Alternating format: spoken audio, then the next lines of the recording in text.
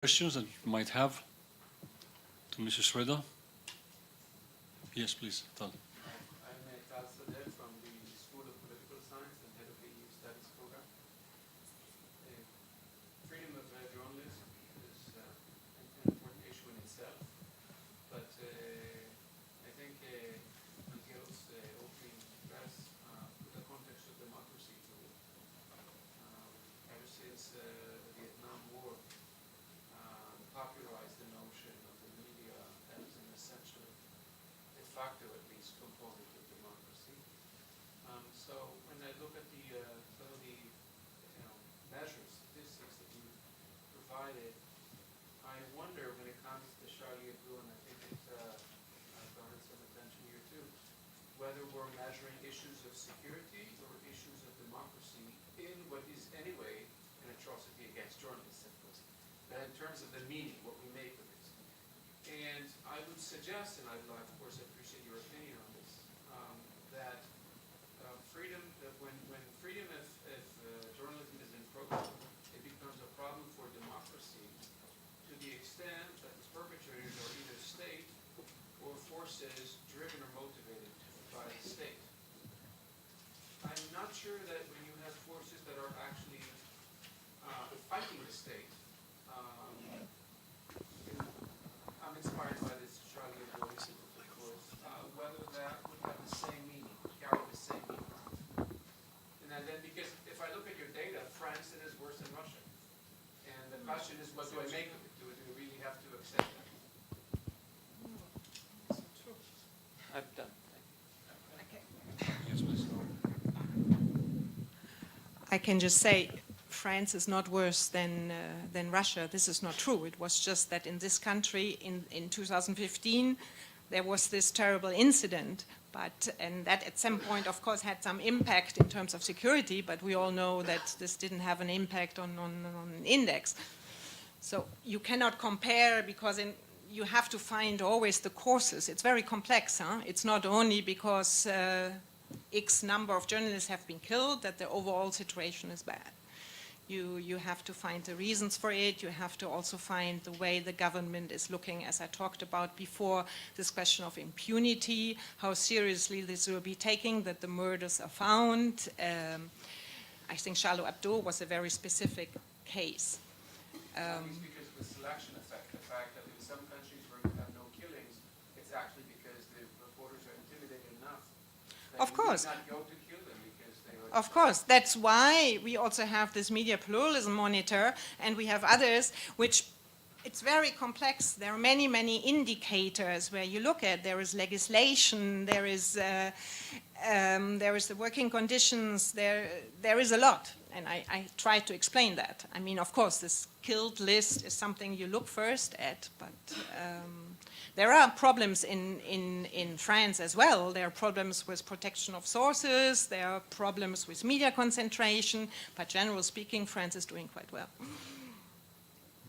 Next question, just a moment. Let's use the microphone because we record the whole thing. Good evening. I have a very specific question, bearing in mind all the difficulties. If bearing in mind the very unique situation of the Turkish journalism, if there was any step that your federation as such, even that Turkey of course is not a member of EU, if it could take against, in any form, against Turkish journalism or government or any concrete, even if declarative steps. I could say you're kidding.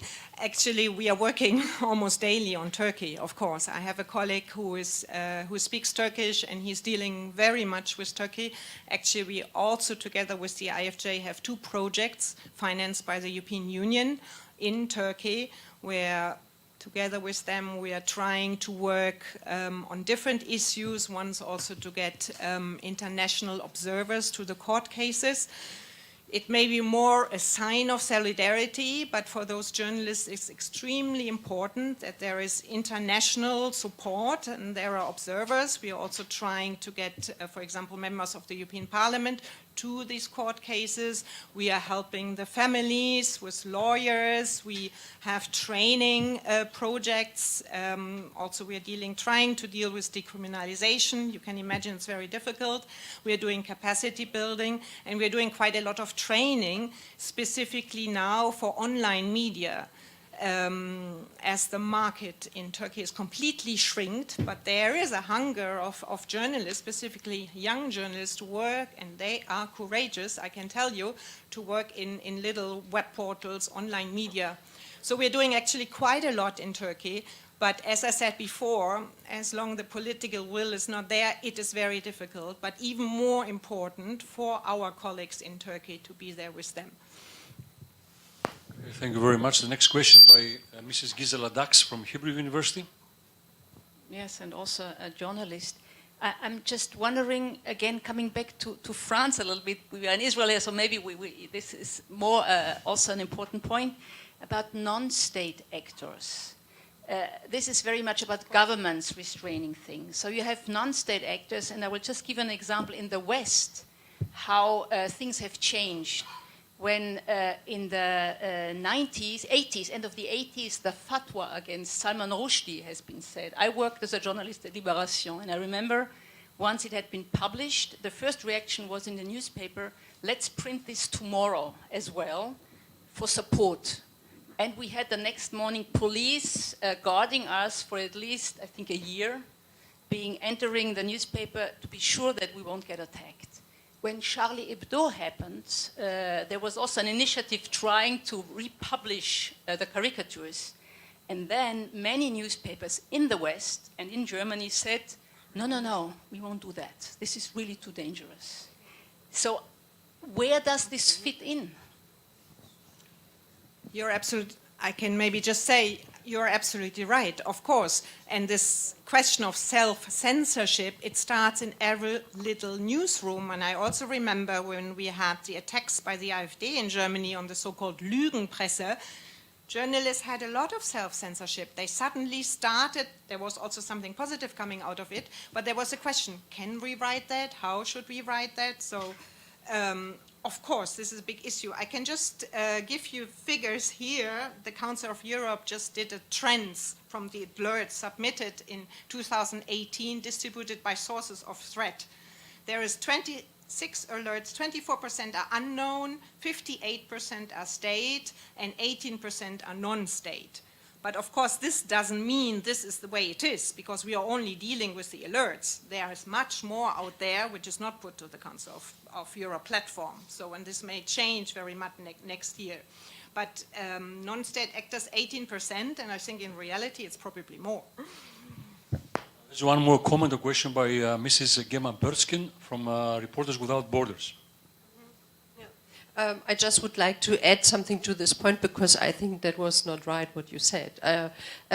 In Germany, there were newspapers actually publishing this Charlie Hebdo caricature. I was at a demonstration in Berlin where you had a German journal actually had out, and in some of the newspapers they were hesitating to publish it because it's a total different culture of caricature in general. So we wouldn't, I mean, aside of the killing, one would never have this kind of caricature because it's seen as racist and as very anti-Muslim. And it's a very different understanding. You have the same with photographs. There are a lot of photographs or even other aesthetics in France which you would never see in German newspaper. And I think one should really divide between something which is culturally different and something like self-censorship, because there was a lot of solidarity after Charlie Hebdo in Germany. Thank you very much. The next question by Professor Hartwig Hummel from the University of Düsseldorf. Thank you very much for this very helpful presentation. My question is again about the relationship between democracy and the journalism. I think your presentation focused on the possible repression of journalists by governments and on the need for journalists to be protected in order to advance or to stabilize democracy. But I would like to turn the question the other way around. So do we need democracy in order to have free media? That means, what about the democratic culture in European societies? What about the willingness of people to pay for journalism, for investigative journalism, and not just to consume that for free, for example, in the internet? When I look at my students, almost nobody has a subscription to a newspaper or to something online. They just read some online, I don't know about the quality of these kind of sources. And so it's not only the repression by government, that's an issue. It's not only the concentration in terms of media corporations, that's also an issue. But it's also the problem of what we see, not only the right-wing populism, but the democratic culture in general. Do we do enough as societies to somehow cherish what journalists do? I think, first of all, I would like to say I started with giving the quotes because it's something really unprecedented, but I didn't want to only concentrate my presentation on governments. That would be far, but there's only that much time. I think there is much more to it, of course. And you're absolutely right. At the end of each seminar, we get to this discussion, and I think there are also different issues. One issue, of course, we keep saying is media literacy, but it is indeed very important. Start media literacy in primary schools. We just started a new project where we have journalists going into schools and explaining what their work is about, explaining journalist process and the need to be paid for it. So also the need to pay, because I know it from my children. Why should they pay for journalism if they get it for free? And it takes some time to explain that a lot which is for free is not checked and balanced. And there, of course, is also the other problem that with media concentration, with diminishing financial business models, with media becoming more and more commercialized, with click philosophy, and as I said, diminishing working conditions, the quality of what you have to pay for is often very bad. So, of course, why should I pay for some media which is rubbish if I don't get it? There is still some so-called trusted branding, good media out there, but there is a lot of bad media as well. And that's why we support this sort of ethical journalism network and initiative. But of course, it's a lot of work that really tries to get something that we can be proud of calling journalism, because a lot what is out there, you wonder if it's cut and paste or if it's journalism. So it's all connected, and that's why it is not easier, but you're very right in pointing that out, because if you want also young people to pay for it, you have to create this trust, which apparently is diminishing. There's this Reuters, the Institute of the Media is coming out once a year with a trust barometer, and actually radio, very interesting, is the most trusted media. But we have the most trusted media in general is still in the Nordic countries. Norway is on the top. Why that? It's a culture of transparency, so all that is somehow related. The souther the go, you less trust. So it's very interesting that when you compare trust in political institutions and trust in media, it's often in those countries quite similar.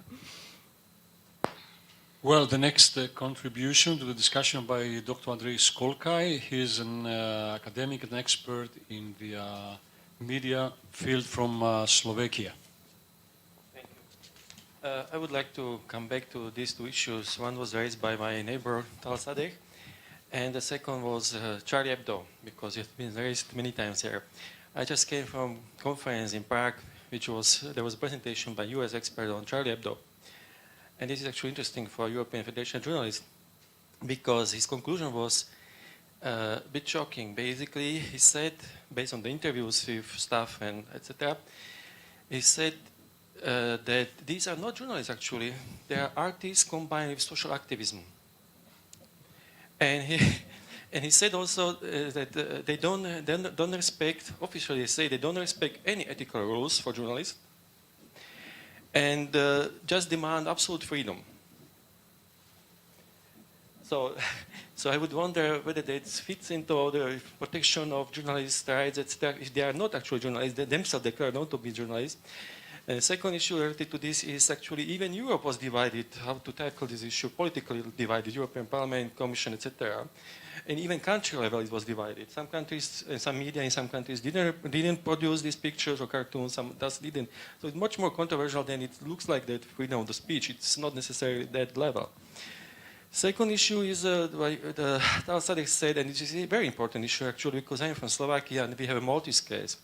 And both have some things in common, what Tal Sadek said basically, that states in these countries or state authorities probably do not or didn't function so well, and therefore journalists play the role of some state authorities like prosecutors, police, etc., replacing dysfunctional and misfunctional state authorities.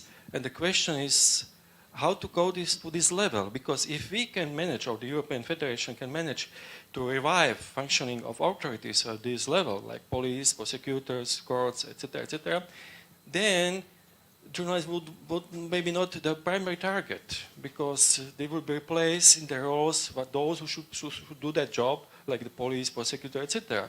This was the result of something was rotten in those states and that levels. I mean, so that would be interesting for the Federation of Journalists not to go on the surface, but go deeper on the roots why these journalists got killed.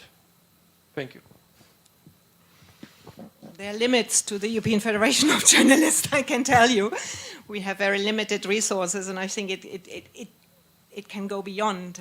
I mean, if journalists do the job of somebody else, of the police, or because we said before corruption is on the rise and the journalist is doing the job, it's not the problem. We cannot face this. It's beyond our capacities.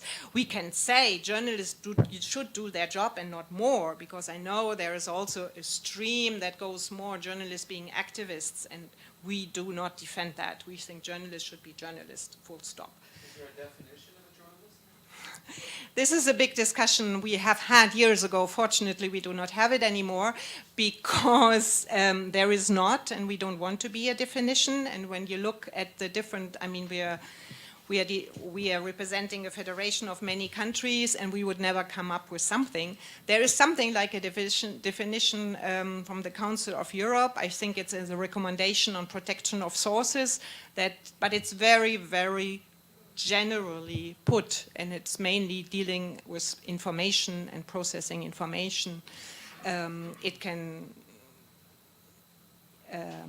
in some countries it includes bloggers, in others not, but for us mainly it's also an issue of being paid, if a journalist is being paid by or not, which in some cases would then exclude a blogger or somebody who just put something on your internet page.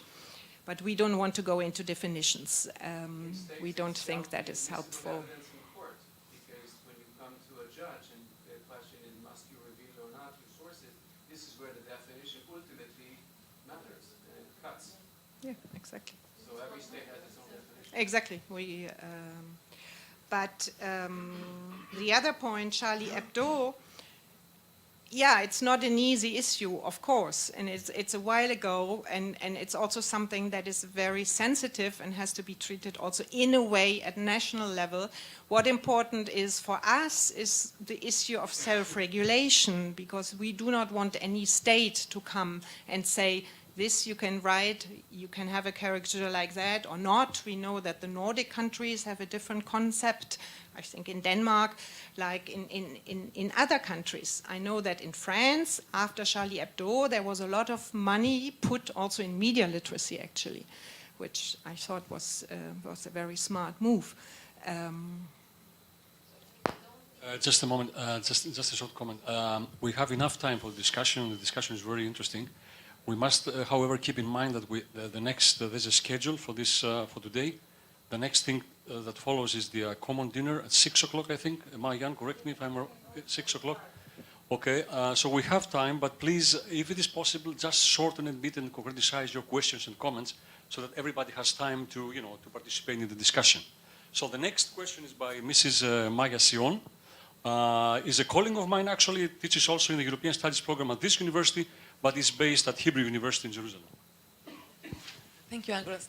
I'm not a journalist or a special in media, but I would like, the whole presentation was very negative or, sombering.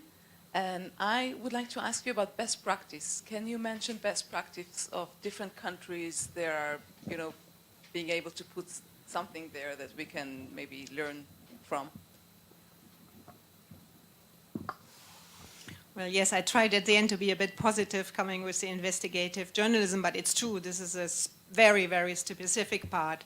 Of course, we do have best practice, I think, but it's very much in niches at the moment. When you think about the former mass media environment, it's much more difficult to find best practice.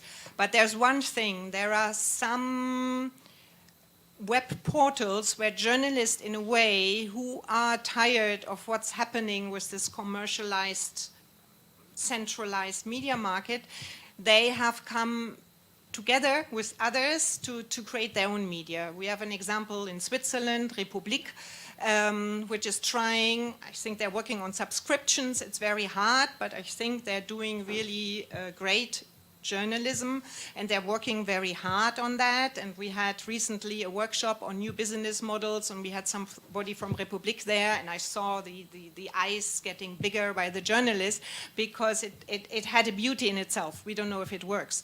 We always come up with the beautiful example of The Guardian, which is also based on subscriptions, which is a cooperative. Of course, it also has the beauty of having the language of English, so subscribers can potentially be much larger. In countries, smaller countries with languages which are not that known, it's much more difficult. We also have the public service media, which I think in quite a few countries is still doing a very good job. I'm German, and you may correct me if I'm wrong. It's not all perfect what the public service media in Germany is doing, but I do think they still have a potential for very good news, for some investigative journalism programs, and some very interesting also children's news, which is important. Public service media is also increasingly under attack, unfortunately, but we think it's a very, very crucial corner of this whole media plurality system, and it's definitely worth defending. And yeah, we have some excellent newspapers still all over Europe, so I don't want to put any names on that, but there is still excellence in journalism, and there is something to defend, but it's shrinking. This is the issue. Thank you very much. The next question by Mrs. Samut, Carmen Samut from the University of Malta. Hi. My question is, I would like you to elaborate a little bit on good practice when it comes to the protection of journalists, because you mentioned it a number of times. What does it mean? Does it mean reporter's privilege? Does it mean some sort of measures? Is it, whistleblower act? What is necessary? Because obviously, some journalists would refuse, for instance, police protection. You wouldn't want the police, breathing down your neck or seeing who's coming in and out of your house. This is quite an interesting point for me. Thank you. Yes, you just mentioned whistleblowers, and I think it's very interesting because we had been lobbying very hard to get a regulation on whistleblowers at EU level, and actually now there is a draft. The European Parliament did an initiative draft, and at the moment we are in the midst of lobbying. It's in the European Parliament, it's in the Council of Ministers level, and of course for us it's something very, very important to have a protection, high protection for whistleblowers. As we all know, they're very important for journalists. The same thing goes with protection of sources. Most EU states have a rather good protection of sources, but not all of them. For example, the Netherlands and some others are still missing that. There is a question of defamation, of decriminalization of defamation. These are all legal issues. And I mentioned the Council of Europe platform, but also the Council of Europe had a recommendation on the protection and safety of journalists, which is again adopted by all member states. And this recommendation, if you have a look at it, it very nicely writes about all these things important for the protection of journalists. For example, also when somebody asks for police protection, they should get it. And we have some good examples. In Italy, for example, 24 journalists are under constant police protection. They may not like it, and I think they don't, but they are yet happy to have it.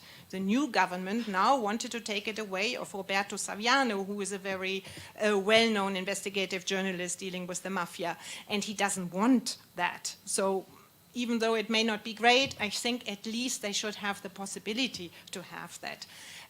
It's also a question of that governments lead registers of journalists haven't been attacked or harassed or whatever. That at least they are taken seriously.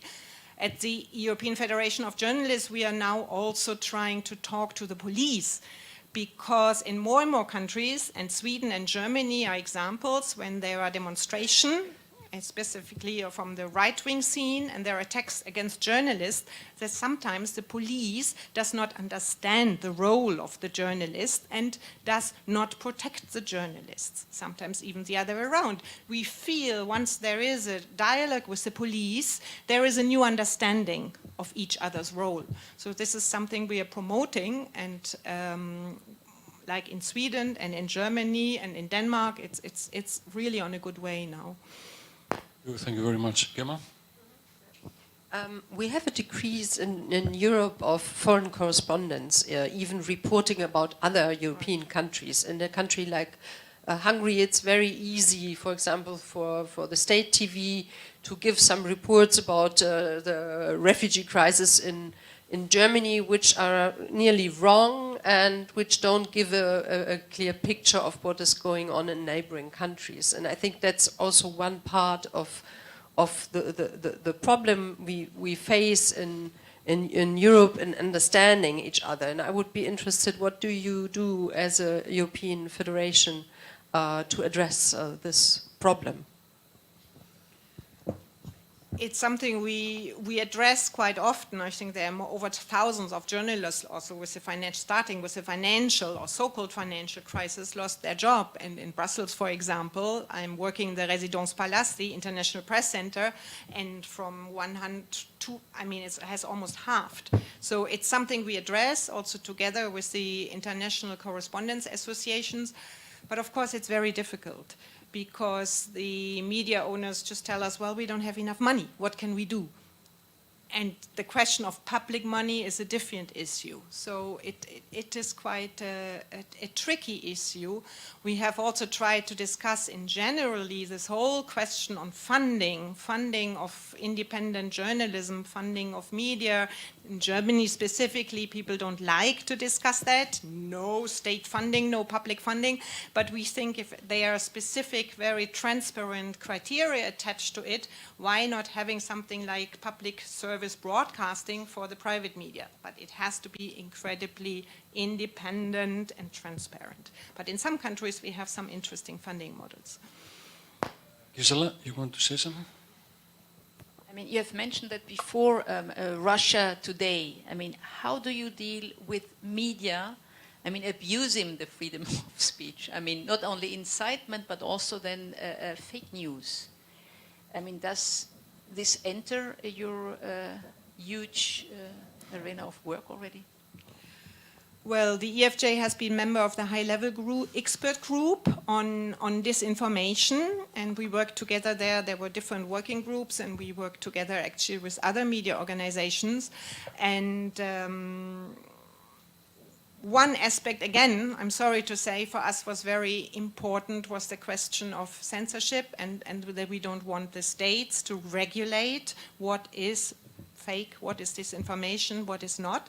That remains a problem. And again, we keep saying as a counter strategy, we need to increase media pluralism, independent plural sources, and quality, whatever you want to call it, journalism. I know that the RSF has come up with a journalism trust initiative.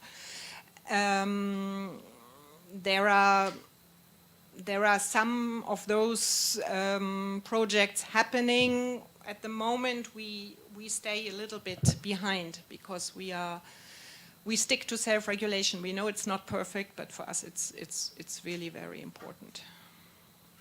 Next question. Could you please shortly present yourself? Dr. Gottlieb from the Begin Sadat Center in the Bar-Ilan University. What's the attitude of the European Federation of Journalism towards the phenomenon of journalists all of a sudden turning politicians? Because if you report 10 years objectively and then in the 11th year you appear as a candidate of a certain party, that erodes the reliability of such a journalist retrospectively, because something here seems biased in the past. I absolutely agree. It's never good to blur these specifically between journalists and politicians. When a journalist becomes a politician, which of course is his or her choice, they should definitely stop all their journalist activities. When a politician uses journalism as a tool, which is ever more often the case, I mean, we have more and more trolls, we have more and more politicians using Facebook, so they don't even need journalists anymore. This is another problem. But of course, I agree with you. Either you're a journalist or you're a politician. You should not be both.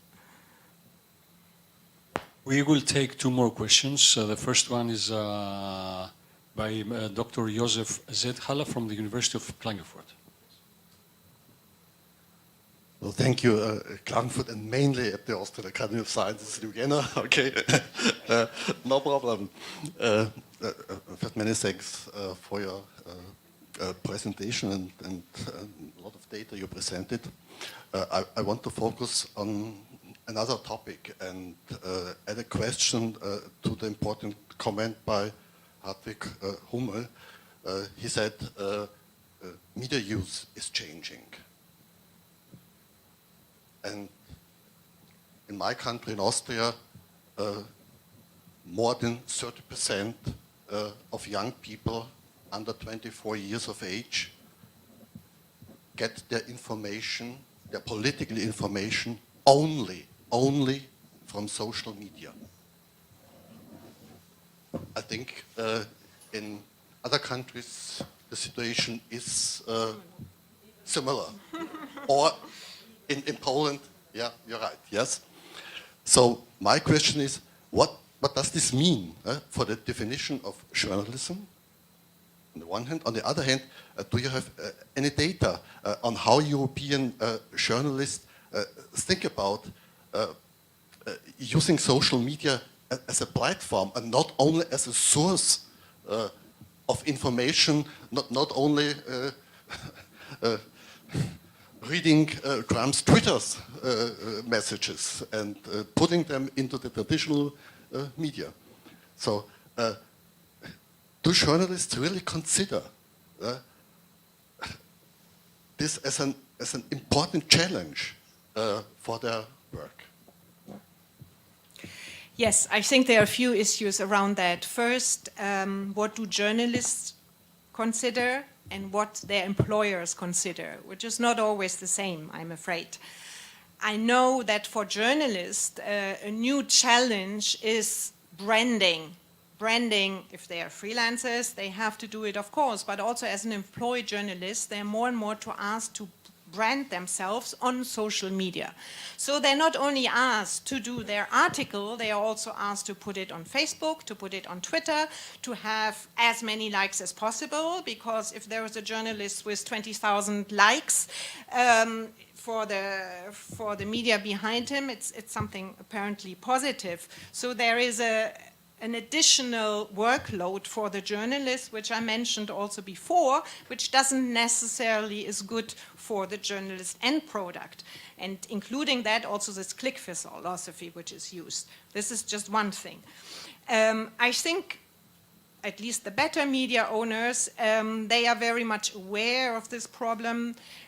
Also public service media is very much aware of that. Sometimes that's why also they fight with the publishers, because they know all the apps the public service media has, the publishers see as a competition. So there is a fierce discussion on that. Everybody knows they have to put their news on a little tablet form.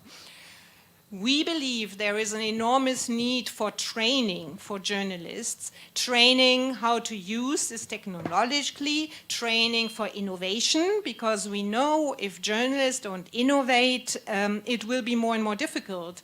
We also know that there are beautiful tools, there is storytelling, there are videos, and if we like it or not, we all know that pictures and moving images is what young people want. And there is probably a way to use it via storytelling, of combining, and there are some beautiful examples of text and pictures and moving images, that it becomes very attractive to young people. But that, of course, means also investing in innovation. And there, please talk with the media owners. And I think most of the journalists are very much up for. We also had we are still having a project which is also financed by the European Commission, together with the EBU, the European Broadcasting Union, specifically on this issue, on innovation, also on dealing, for example, with artificial intelligence, how it can be used for the advantage of the journalist, because some people are afraid that artificial intelligence will replace the work of journalists. We all know that it can be a beautiful addendum for journalists to use more time for investigations.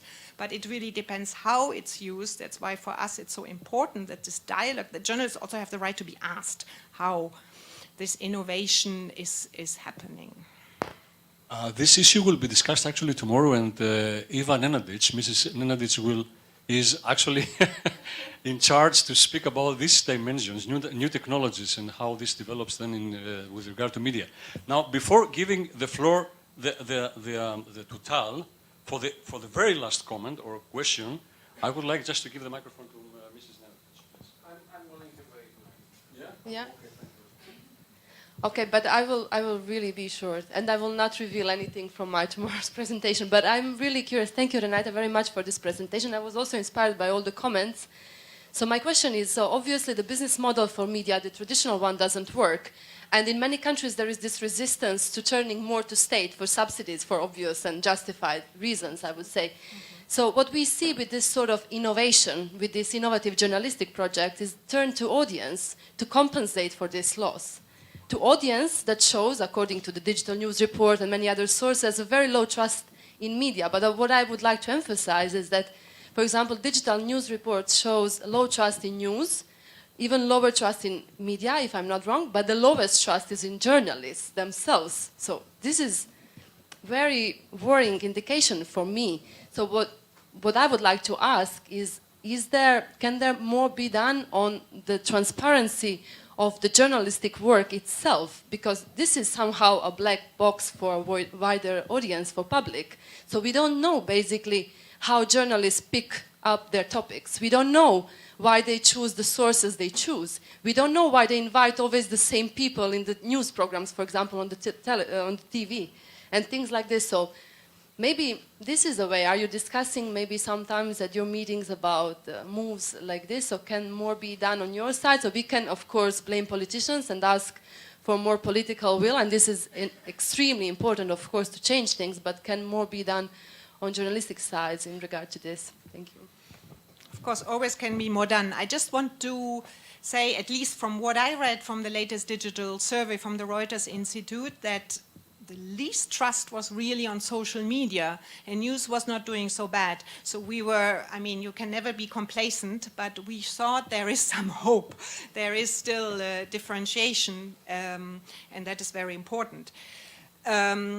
I think what you just say there, absolutely, people have to understand the journalist process, and I think it's also something what I mentioned before, coming to media literacy. I know, for example, in Germany, the WDR, the public service media, and some newspapers as well, they start inviting more people, specifically youngsters, and they show them this journalist process, exactly, and young people are very interested in that. And I think there is much more to be done on that level. And I wanted to say something else, but I may have lost it.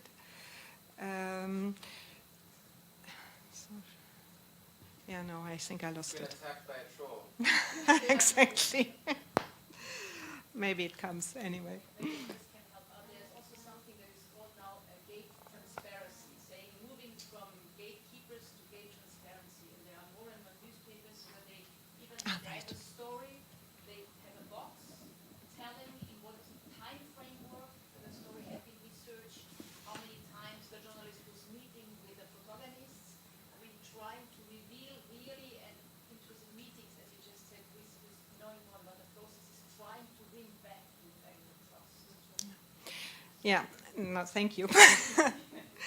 Now I remember, well, one thing, of course, I think we all agree is we have to involve the audience. It's not somewhere far away. There's also has always been this attempt that journalists seen like any other institution as part of the Eiffel Tower, as part of the elite. It's something also that Trump and co have used very much. So it's very, very important to create that, and I think also digital media makes it possible. There is one problem, however.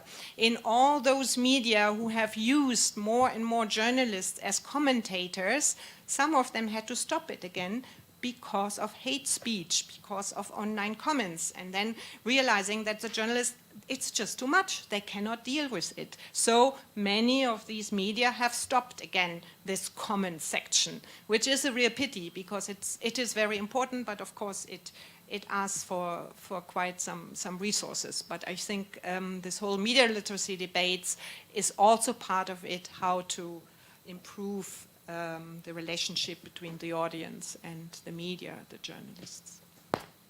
Well, thank you very much, Mrs. Reuter, for your contribution.